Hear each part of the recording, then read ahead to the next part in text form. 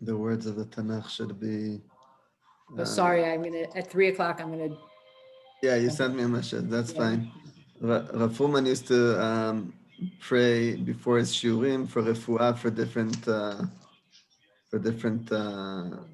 cholim, and once in a while he would say, "Now we need to pray for Medinat Israel, that is very sick. The not the people, the actual the actual government is sick. So we need to Rashit Tzmichat."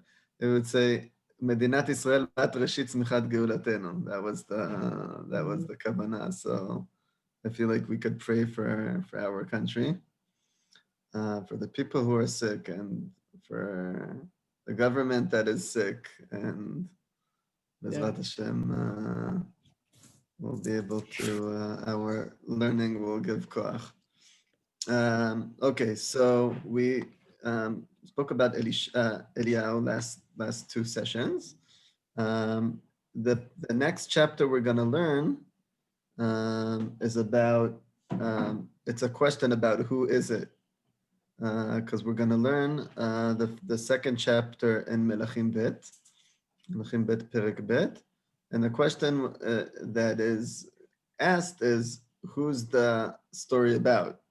Because what happens is that Eliao, I don't know how to say this in English, disappears, and Elisha takes it takes his place.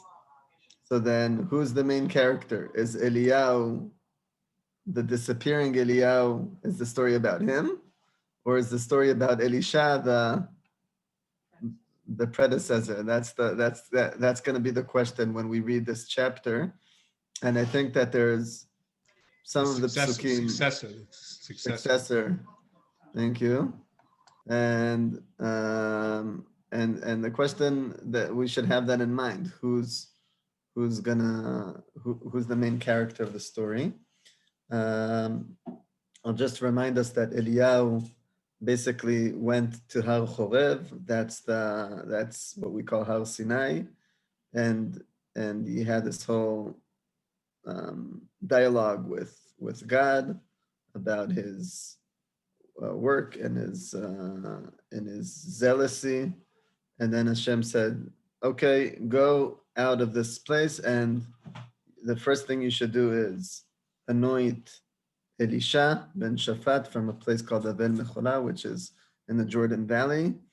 Anoint him to be the Navi, and he gave him two other assignments. The one was to anoint a new king, a person called Yehu. Basically, what if you follow Sefer Melachim, the people of Israel had a dynasty starting from a person called Omri, which obviously killed the king before him, and then established a new dynasty. And I would say the peak of that dynasty was the king Achav. And the next move is to create a new dynasty in Israel, starting with a king called Yehu, with anointing a person called Yehu, and in a very interesting way, also to anoint a new person to be a king in Aram. Aram is the regional empire at the time, empire or at least dominant nation of the time. And Eliao is getting an assignment to assign a new king on the Goyim, on Aram. Those two assignments he doesn't do in his life. And Elisha, which we're going to learn about today, who continues Eliyahu's work, does it for him. And that's a question: how did Eliyahu not do it himself and leave the work for Elisha? But Eliyahu meets Elisha.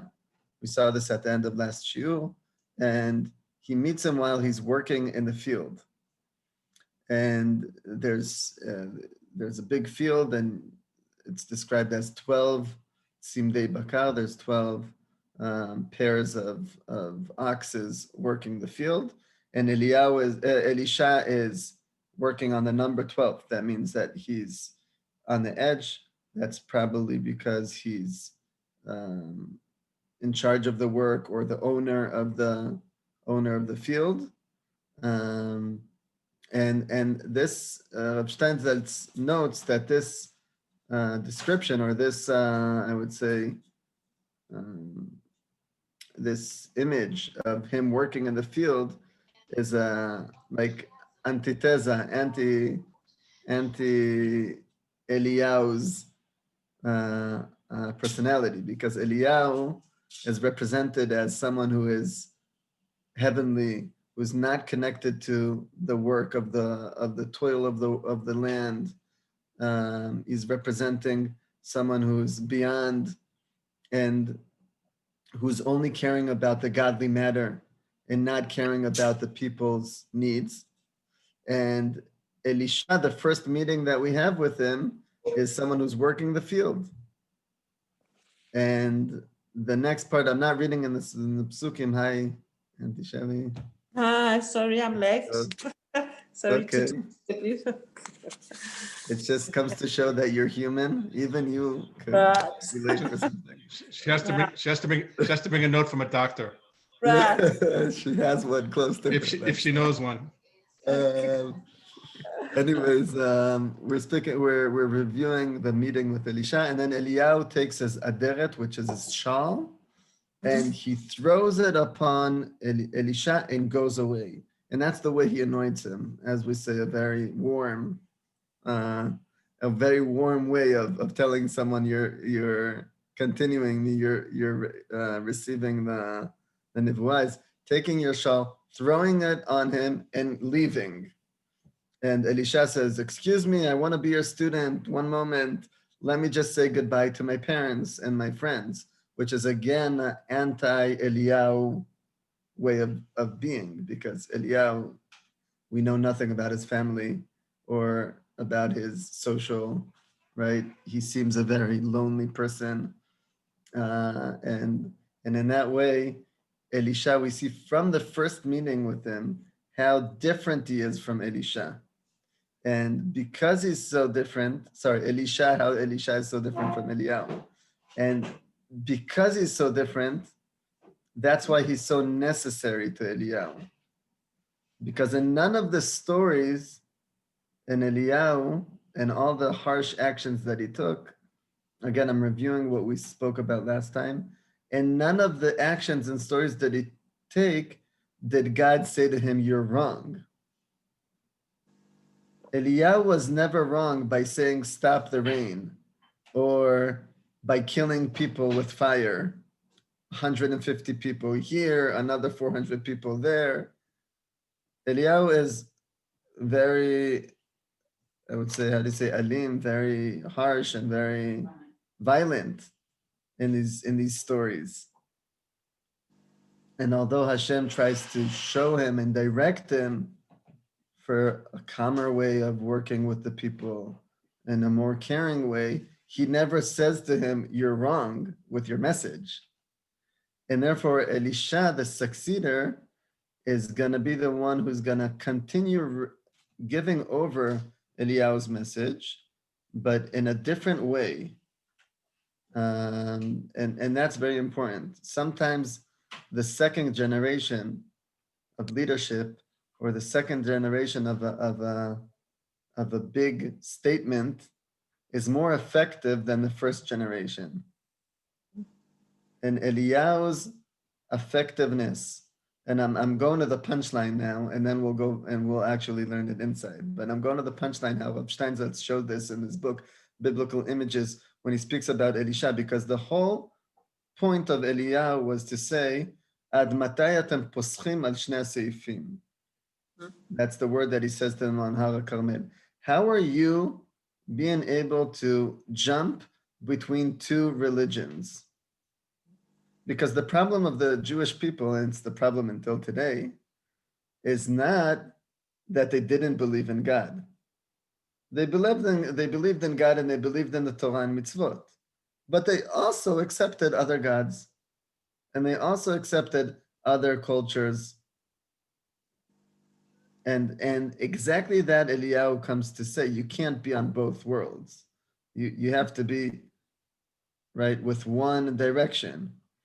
Now, what Rav Steinsaltz shows amazingly historically is that after the period of Elisha, Avodah Zarah goes way down in the history, in the Tanach.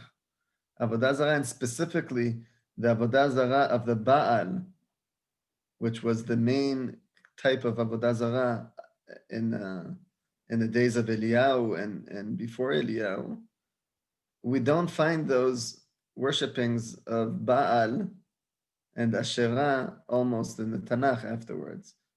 Yes, it's true that the Nevi'im describe it, but they describe of what happened for generations before.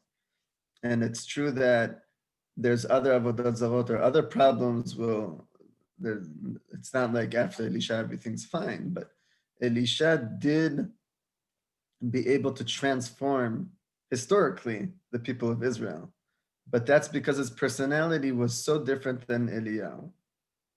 Okay, so what we're going to learn today is this transition between both of them. And we're going to go right into the text.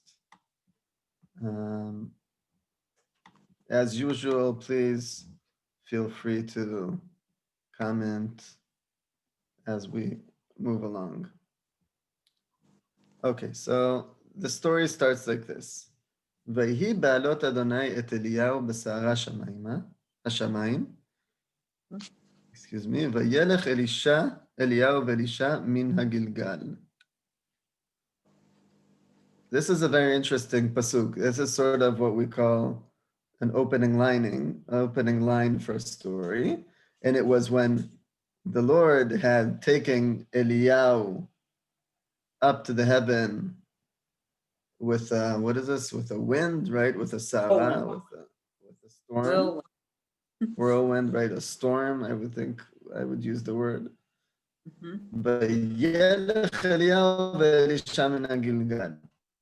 So over here, this is not so common in the Tanakh, where the main part of the story is told before the drama happened even. We're told that Eliao was ala Sarah Shamayma. Before we know that, before it's happened, we're told what's happening in the story, right? We're given, usually in the Tanakh, the story goes on its own, and then you see that Eliao had ascended up to the heavens. But over here, we're told this information before it happened. And it's interesting, why is that? Why do we have this headline in this story specifically? One of the explanations I've read that it's coming to take away from the drama from Eliao, because exactly what I said. The story wants to actually be told about Elisha, and not about Eliao. So have that in mind. I'm not sure if that's exact, but it's one way of reading it. And Eliao and Elisha left from a place called Gilgal. Now, it's very important to see the names of the places here, because Gilgal, if you remember Sefer Yoshua, whoever read Sefer Yoshua lately, Yoshua brings the people of Israel. How does he bring the people of Israel into the land? They cross the Jordan River with a very fantastic miracle. The waters stop, they go in, and the first city that they conquer is a city called Yericho. They conquer Yericho, and then they move on to the next city, which is called the Ai, which Ai is it's next to Beit El.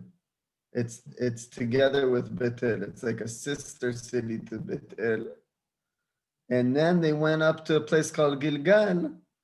It's one of the sort of places where Yoshua came to one of his, I would say, stops, one of his places where he got to. So over here, Eliao is going backwards out of Israel. So he goes from the Gilgal, and he says to Elisha, to his servant, and verse number 2, Vayomer Eliao el Elisha, Shev na po, ki Adonai shlachani ad Bet El. I need to go down east to Bet El.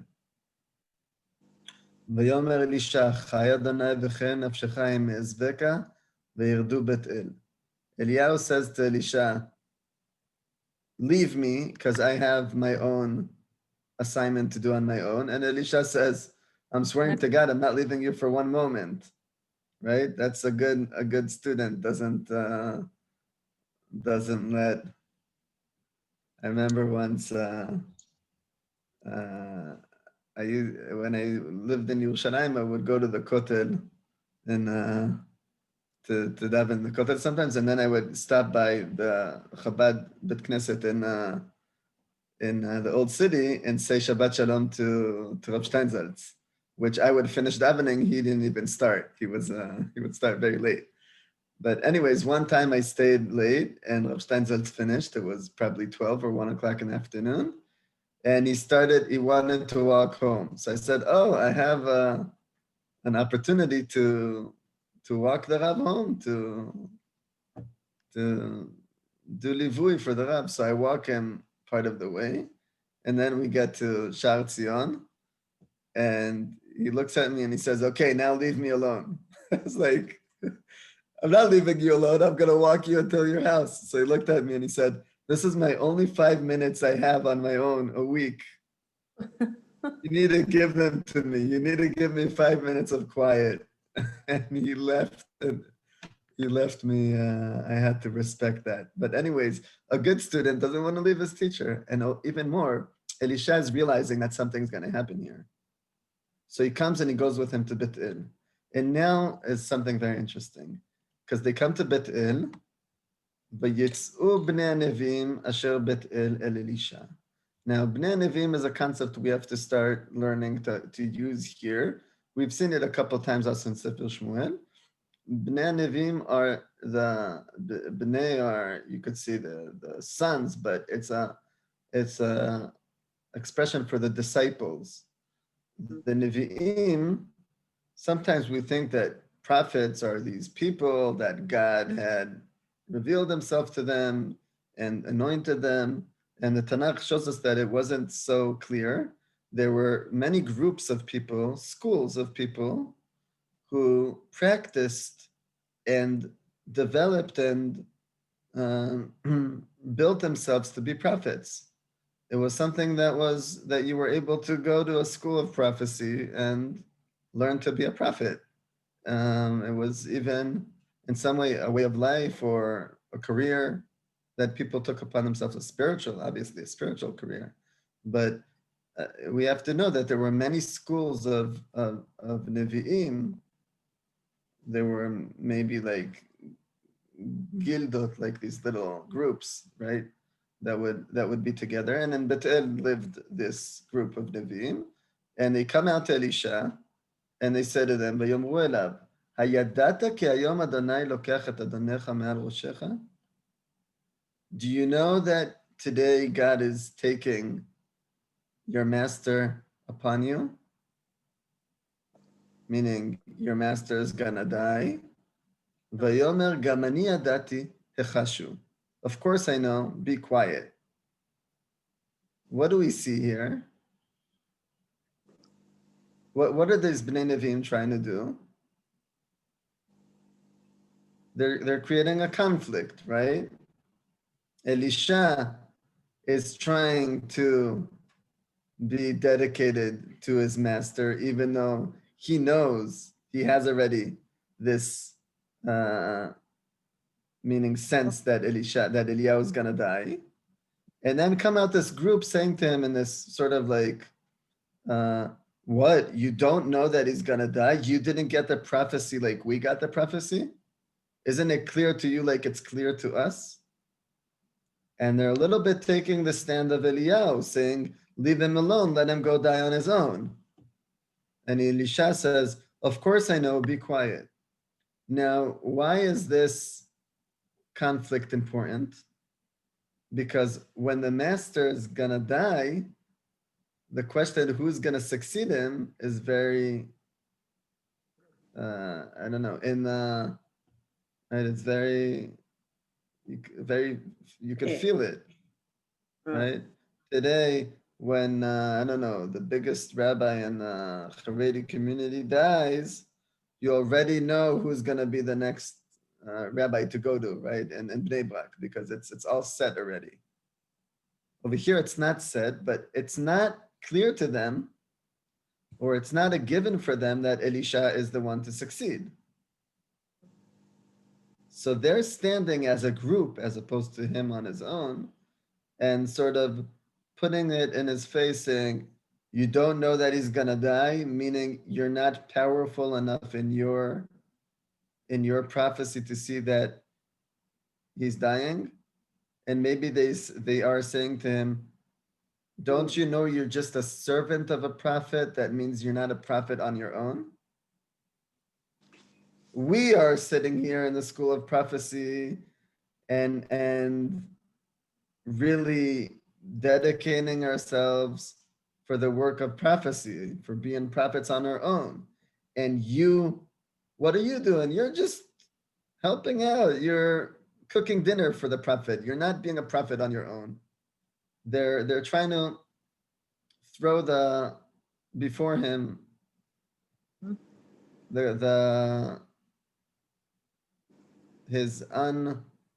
him not being appropriate for the tafkid. So,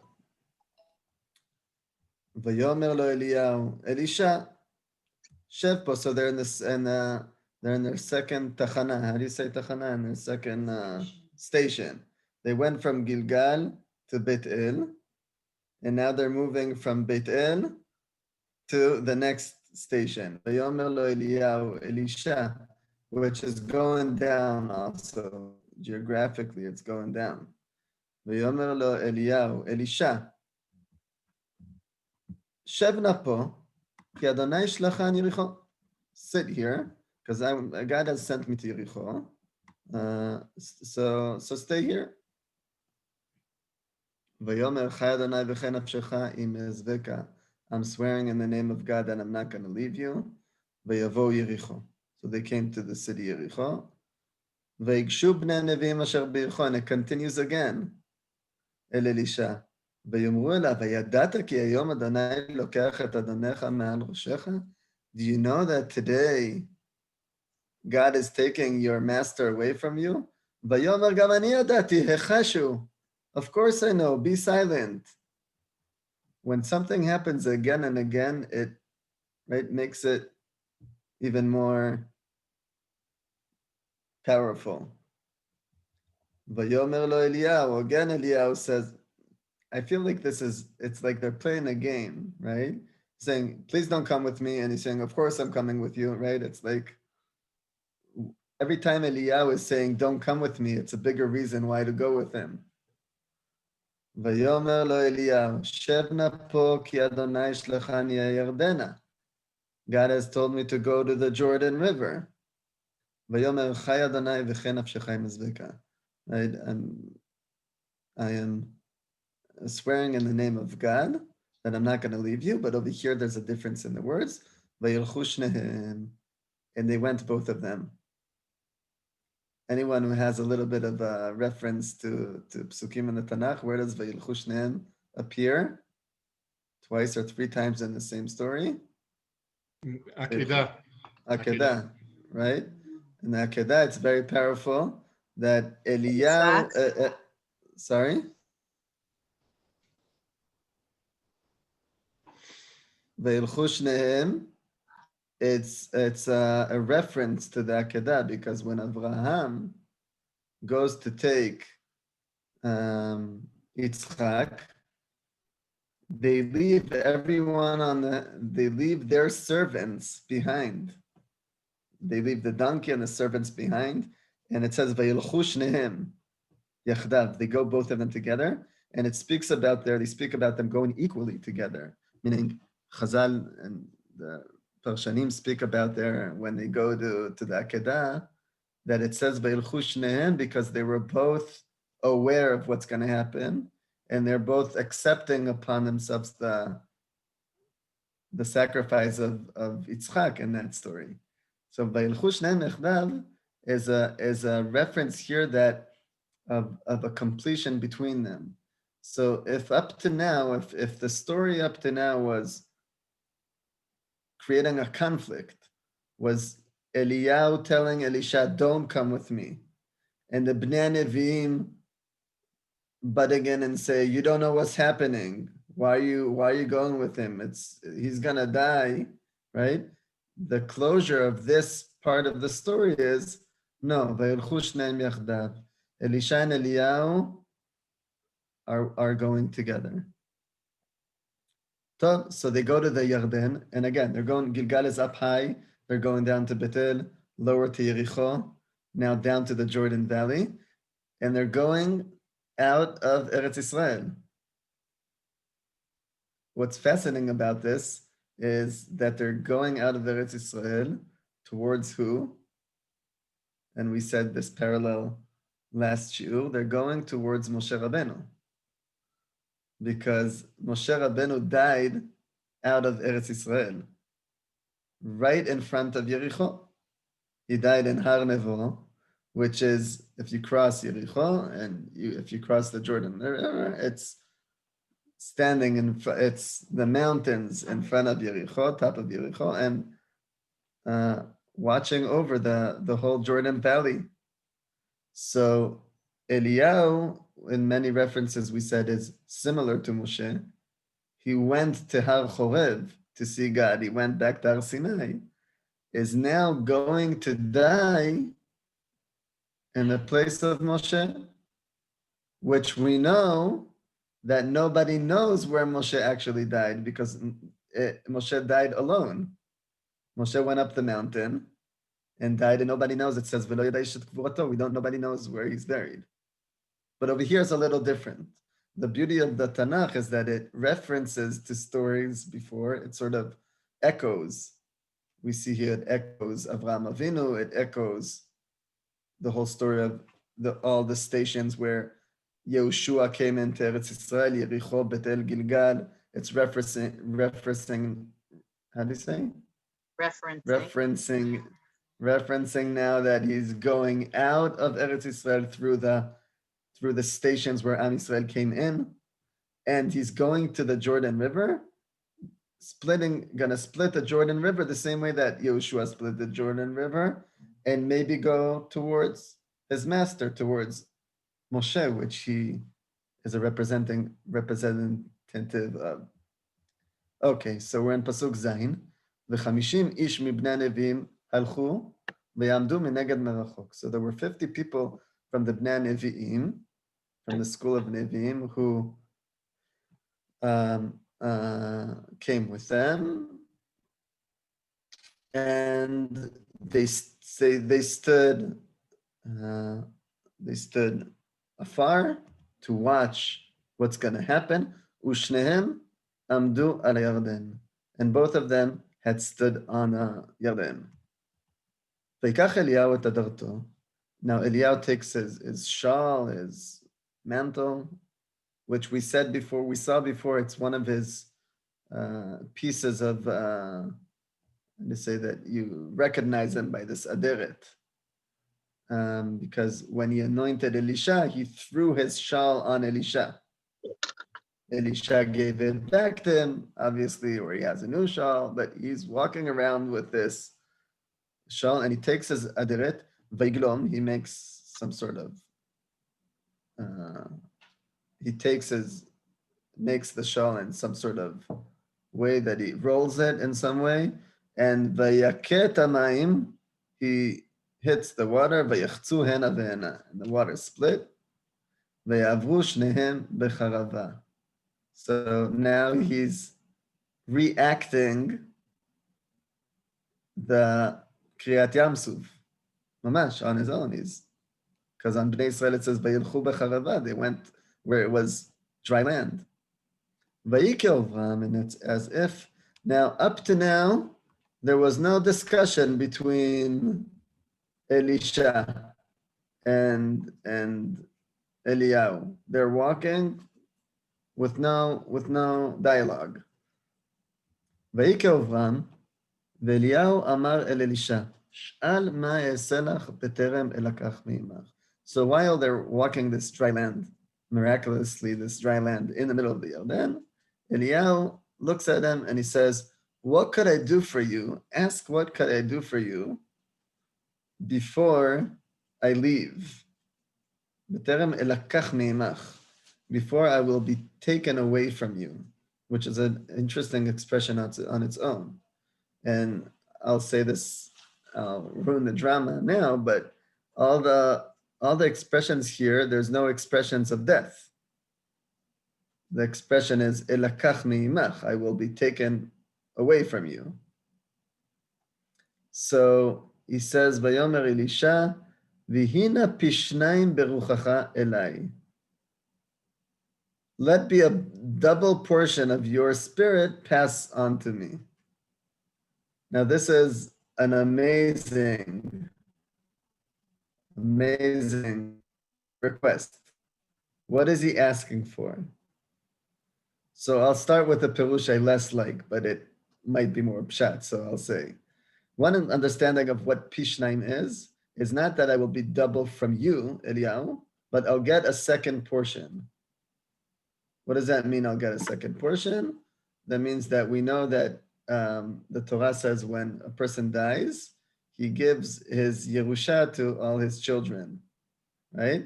But the Bechor gets Pishnaim.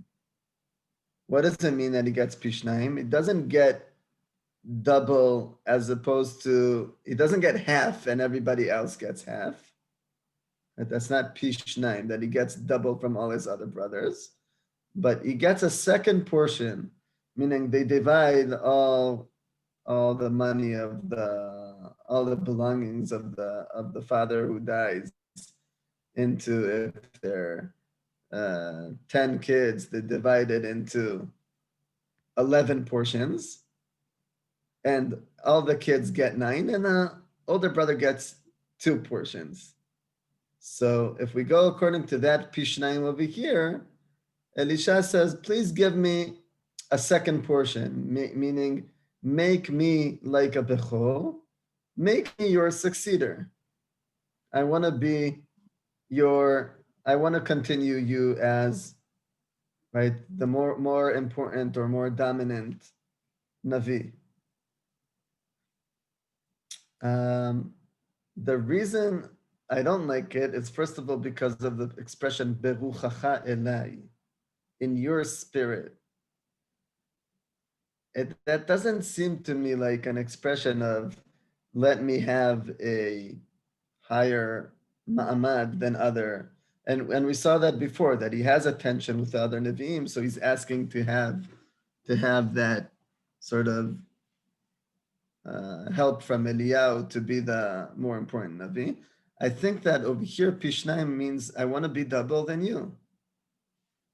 And it's so I would say not expected, or some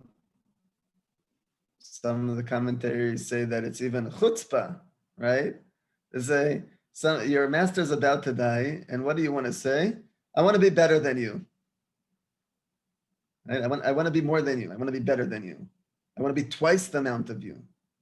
Now, of who you are. Now, Chazal took it very seriously. And they went and counted all the miracles that Elisha did, and they're double than the miracles that Eliao did. Because if you read the stories of Elisha, we won't see them together, but Elisha is a much more fantastic prophet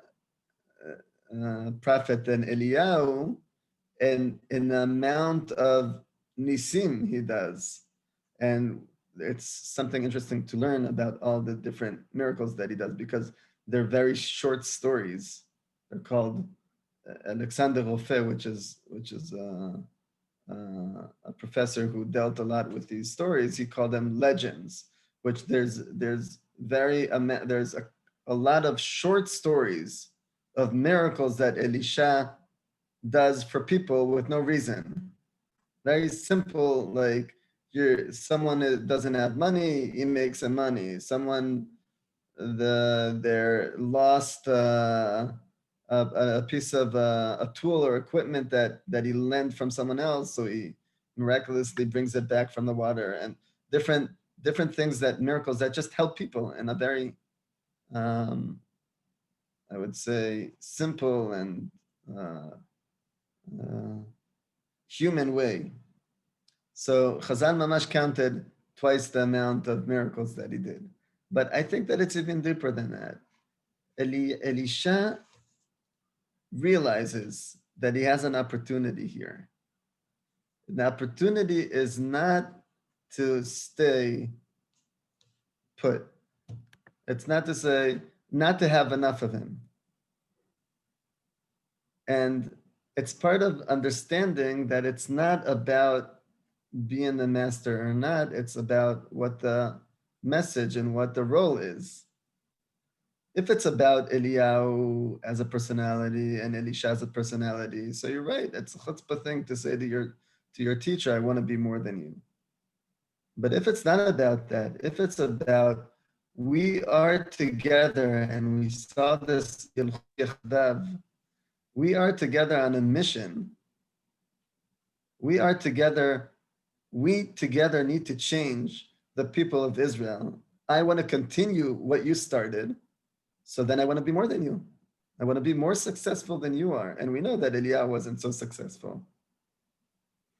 So the Pishnaim here, I think, is the most fascinating thing and an ability for the ability of Elisha to realize to realize what he's doing and say, I have an opportunity to ask for something. I'll ask as much as I can. Now, what does Eliao say? Vayomer ikshita lish'ol, you asked for something difficult. Why is it difficult? Well, it's difficult for someone to give someone else more than what he has. That's right. The logic of it doesn't work. I can't give you more than what I have. He asked him, what could I give you? What could I do for you before I die? And Elisha is asking him to do for him something that's beyond Eliao himself. Now, doesn't Eliao know that Elisha is going to succeed in? Doesn't Eliao know if Elisha is worthy? Doesn't Eliao know that Elisha will be successful on his own, the way God promised him or told him or directed him when he went and appointed Elisha to be Navi? So there's a very fascinating, I would say, dynamic here between teacher and student, between the master and his continuation, right? The ability of the student in a moment of separating, not to lament about his teacher, rather to ask for more, should teach us a lot about what we need to do also with our leaders and teachers and rabbis and masters. We don't, our tafkid as continuation, or Elisha's tafkid as this is the most fascinating because it comes to teach us that we are not meant to just praise our masters. And when they die, to say, you know, I'll tell you a funny story. It was once on Purim where I drank a lot and I was very fashtuken and it was here in Tkoa. And I saw Rebbetzin Fuhrman, the wife of Rav Fuhrman, and I looked at her and I said, I understood that I could never be like my Rav, like Rav Fuhrman. I understood that I'll never get to his madriga. So she looked at me and she wasn't at all shikol. She didn't drink a thing. And she looked at me at the eyes and says, you'll be better than him. Now, that didn't happen. But anyways, what the point is that the ability to not be locked up in the past, or in the person, or in the Rebbe, but rather to be wrapped up in the message and be wrapped up in what we need to do gives the ability to say, I want more. I want more than what you had. So Eliao says, and he says, you know what? אם תראה אותי לוקח מאיתך, יהי לך חן. ואם אין לא יהיה. What does he say to him? If you will see me being taken away from you, so you will be double than me. But if you don't see me, so not. What kind of sign is this?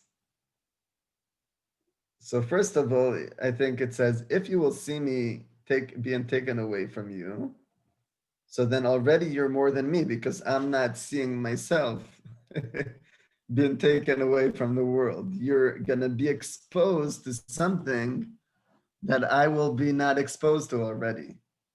Meaning Eliao realizes that did he say departion? Is that a word? Departure, leaving the world of Eliao is understood as something that's going to be big, something that's going to be miraculous, something that's going to be beyond.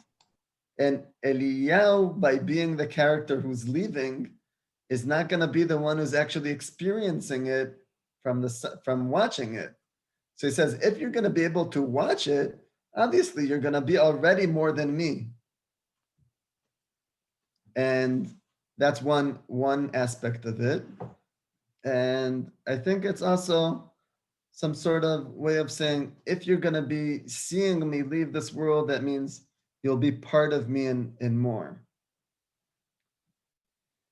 Now, this is also a very cute pasuk. And they were walking. Now, you have to imagine the scene.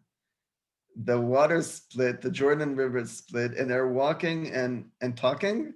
Is it the same conversation? Is it another conversation? And as they're walking and schmoozing, right, or talking, haloch vedaber, right, going and talking, walking and talking. Ve'ine rechev esh v'susei esh. Meaning the pasuk makes it being very spontaneously. As they're walking and talking, it's not like they stood and spoke and then waited for something to happen. Meaning, as they were talking, comes rechev esh v'susei esh, a fiery chariot comes, v'yafridu ben shneim, and they separated between both of them.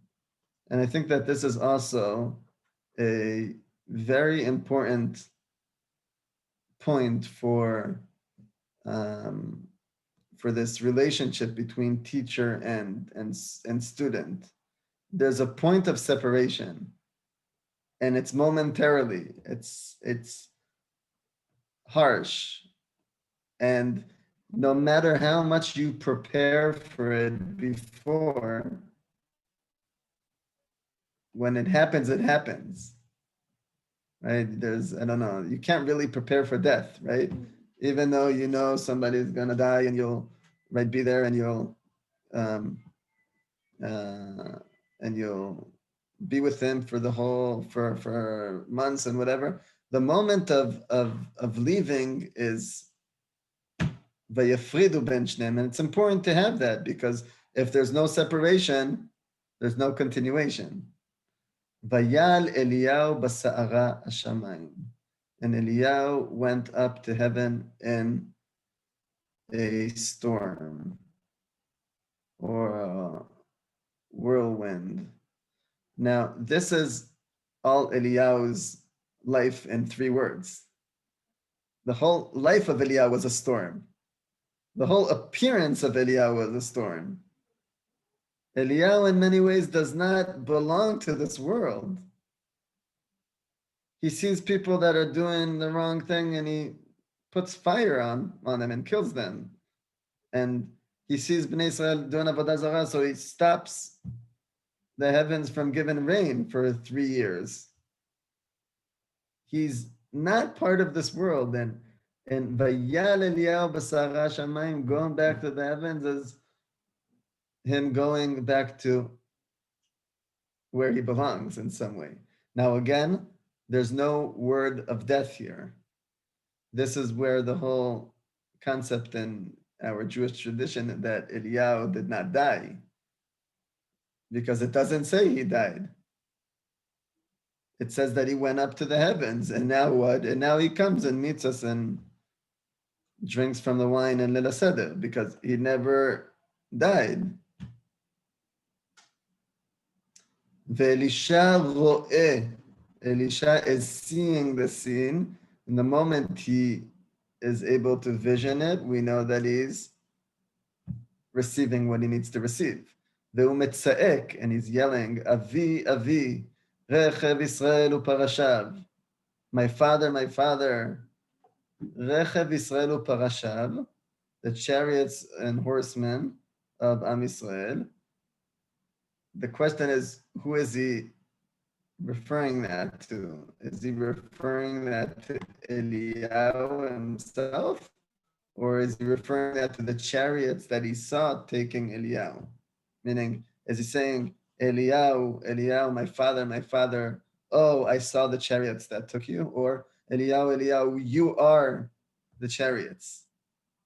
Your expression, your right, the meaning of your work is like these chariots. Velo ra'au od. He did not see him again. Vayechazek bivgadav, vayikre'em lishnayim kra'im. He held his clothes and he rips them into two, right? That's the understanding that he died. That's what you do in the moment of death. Is that the Makor? For It's not only the Makor, it also appears in Yaakov Avinu tore his clothes. It's one of the places where we see Kriya.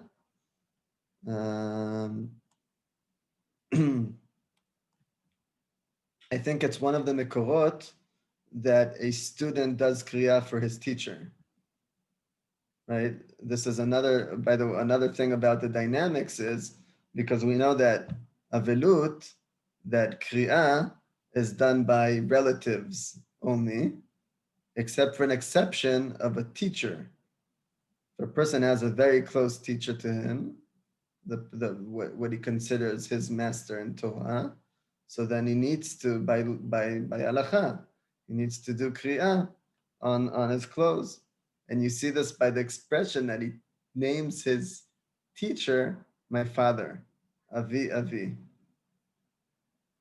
So I think that's one of this is one of the references in halacha for that concept that a student does kriya on his master, on his rabbi.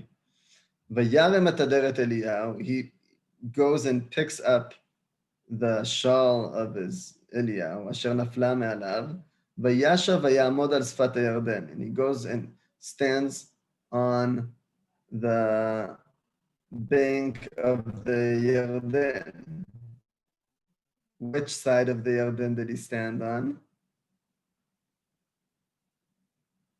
It seems like he stood on the east side, meaning he's out of Eretz Canaan. He walked with Eliao, saw that Eliao went up to the heavens in the middle of the Yarden.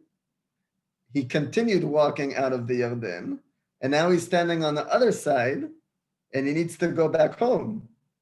But he has a river in front of him. Vayikach et aderet Eliao, that's verse 14.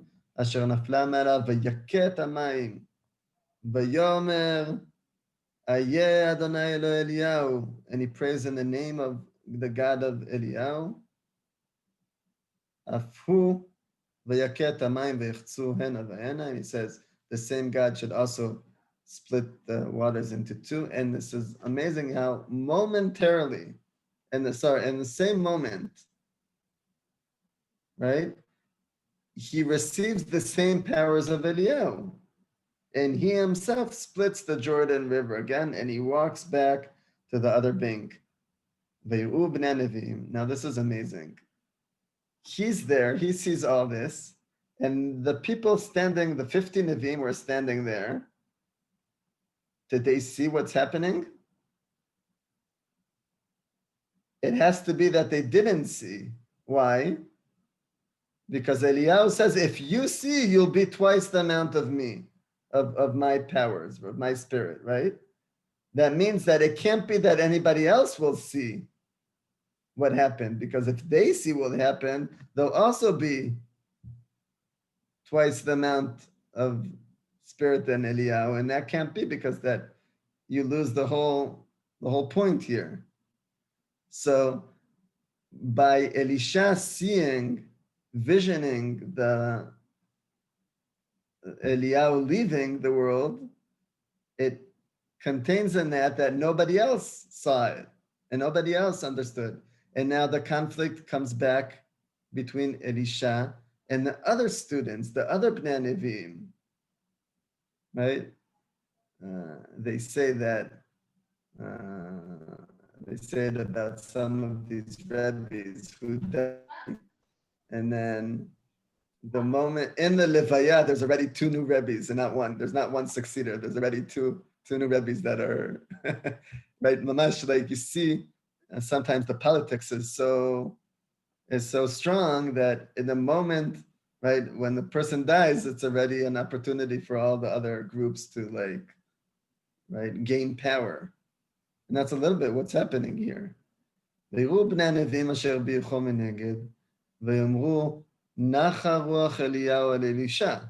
the people who saw Elisha splitting the sea, the Jordan River, say, whoa, he's as powerful as Elisha. And they accepted and they bowed down to him and anoint him as a teacher, as the successor.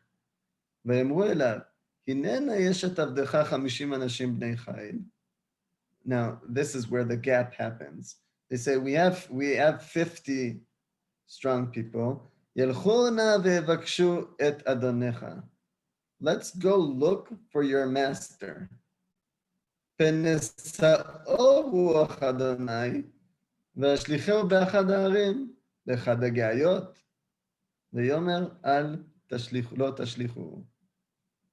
saying, let's go and send out all our people, 50 people, to look for the master. He disappeared. And he says, no, don't go anywhere. Don't send, you're not going to find him. Now, what are they looking for? What are the two options that they're looking for? I'm the only one talking today, so I'm feeling awkward about it. Okay. I can't unmute because someone's talking in the background. Sorry. It's okay. That's my excuse.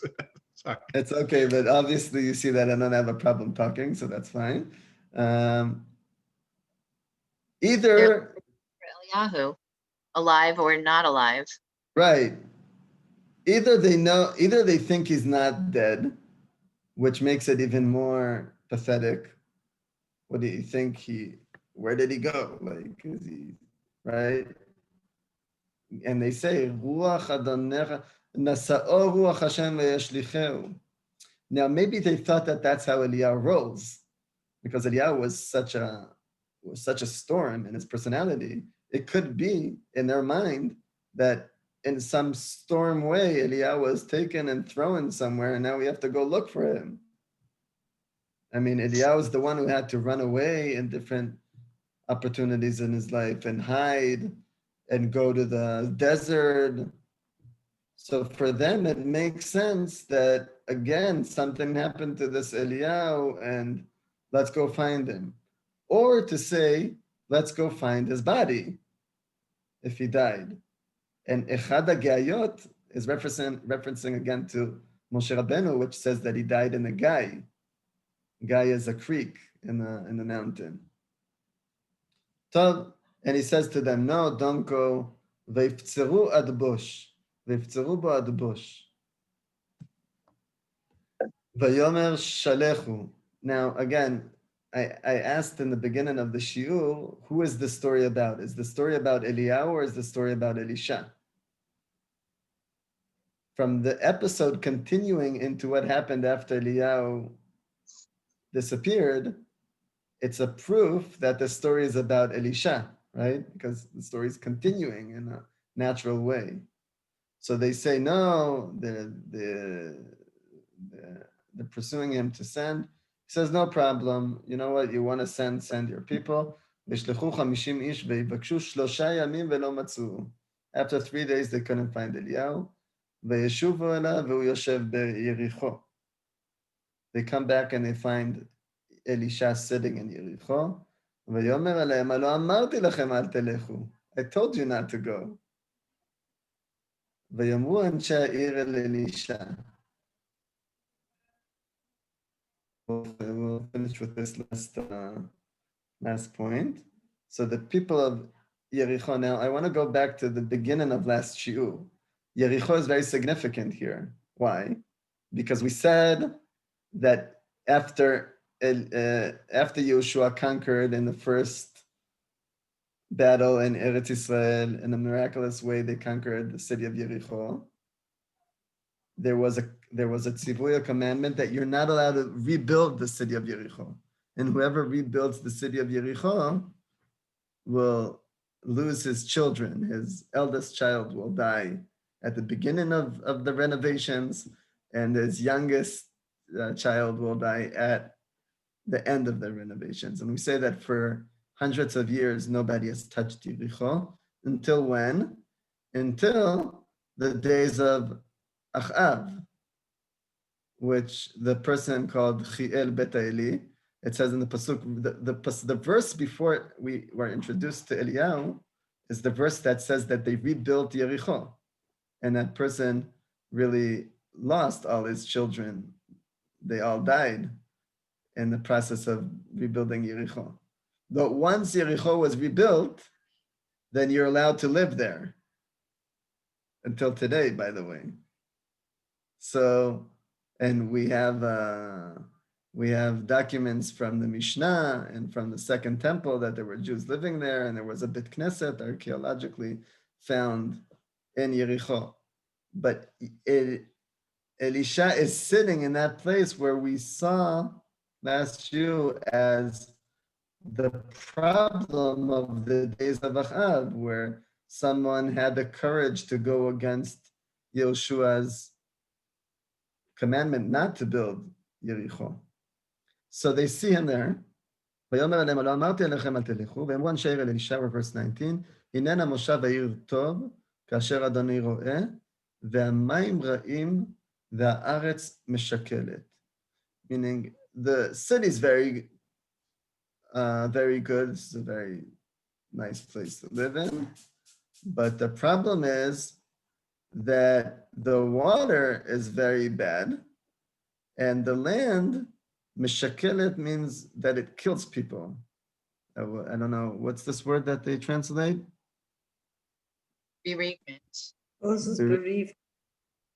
So mishakelet means that it could kill people, right? It's not, the water is not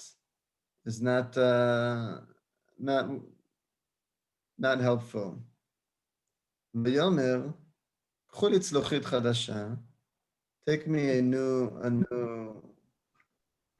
bowl, ושימו שם מלח, put their salt, ויקחו אליו, and bring to them, ויצאו אל המוציא מים, וישלח שם מלח, they bring him what he's asking for, ויאמר כה אמר אדוני, ריפאתי למים האלה, לא יהיה משם עוד מוות ומשקלת. Says, this is what God says, I will heal these waters and they will not kill anybody anymore. וירפו המים עד היום הזה, כדבר אלישע אשר דיבר. Right? In a moment, this is these miracles, these little legends that we will see from Elisha. And this is the end of the story of changing between Eliao and Elisha, changing moving between Eliao and Elisha. I saw some people write that Eliao was fire and Elisha was water. And you could see it already from this story, because the water is the the form that gives life and wants to continue life, as opposed to the form of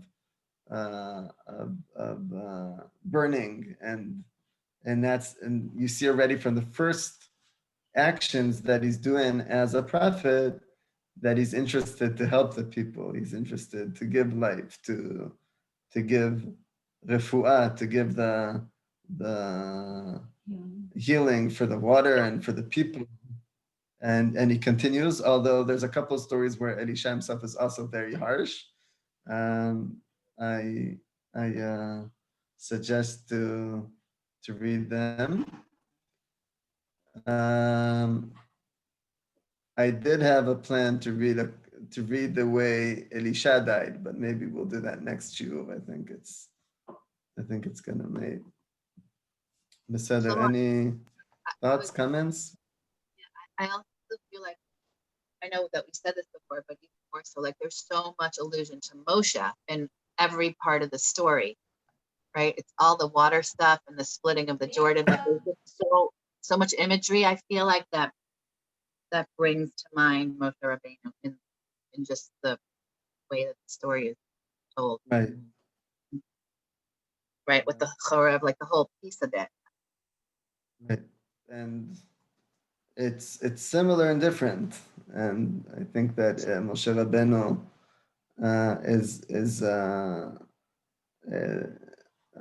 Rav Fuhrman used to speak about this a lot. He said, Moshe Rabbeinu was he successful or not? It's a question. It's a question of the whole Torah. Was he successful in his mission or not? What's for sure is that his personal dreams did not come true. Right. He never came into the land of Israel, and that's the biggest tragedy. I always say that when everybody is dancing in Simchat Torah, I'm crying because Moshe Rabbeinu dies and he never comes into the land of Israel. He never. That's what happens on Simchat Torah in my experience. Right? There's some. It says Ki mineged tiret haaretz v'shama lo tavo. You will stand and you will see the land before you, which is and you will not go in there. That's the worst, by the way. Seeing it and not going in is the most painful experience. And maybe in that way, he's similar to Eliao. But what's similar with both of them, by the way, also Yehoshua succeeding Moshe and Elisha continuing Eliao, is that they were able to make their dreams come true, and probably better than what they would do. Meaning, probably Yehoshua's conquering the land of Israel was done better than what Moshe would do. Because it's not his kochot, it's not his spiritual identity. Quest, yeah. Quest, or again, what I call this shiur, what I wanted to show throughout reading these psukim was what is the yachas, how do you say, what is the relationship between a student and his teacher? And also think of it with parents and children, no? Like parents that the and child children, for sure. Bring the parents' dream to fruition in a way that it's complicated, but it's a similar dynamic. Right. I think that the biggest thing for a teacher and a rabbi or also a parent is that if the student is better than him, then he knows he made success. That's you can see here in the story that even whatever Eliao said, for him it was great success that Elisha wanted to be double him, that's his success. Right. Nachon, but I think that the dynamics are not always it's so clear, and Also, Eliao does not know here. He says, I don't know what's gonna be. If you see, it will happen. If not, and that way the teacher or the master who's bringing something new into the world, many times, if not all the time, leaves with an open question, with unsolved mission. Beseder. So a lot what to think about. Thanks all for coming. Okay, Shlomo, לילה טוב, תודה רבה.